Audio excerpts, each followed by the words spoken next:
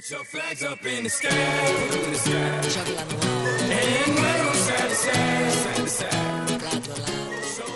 Sziasztok, én most MC T-Rex 5 vagyok, és most beszeretném nektek mutatni, hogy hogyan rendeljetek a Mojang-tól Minecraftos figurákat. Ennek alkalmából beszeretném nektek mutatni egy kedves új asszisztensünket, Creepy majom után, Creeper bácsi. Ő jelen lesz minden videó alatt, bár lehet, hogy nem. És mit csinálok, azt nem tudom. Rakjuk is le.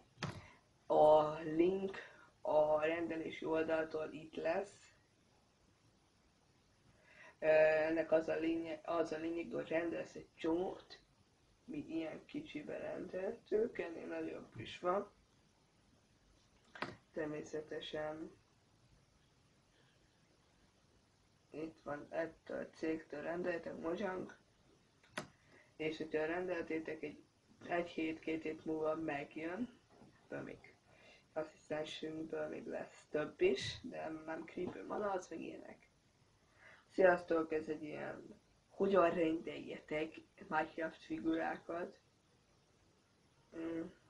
Szavazzátok meg, hogyha maximum kapok erre a videóra 20 megtekintést, akkor ez a videó, ezt a videót ilyenből sokkal többet is fogok csinálni, hogy hogyan rendeljetek.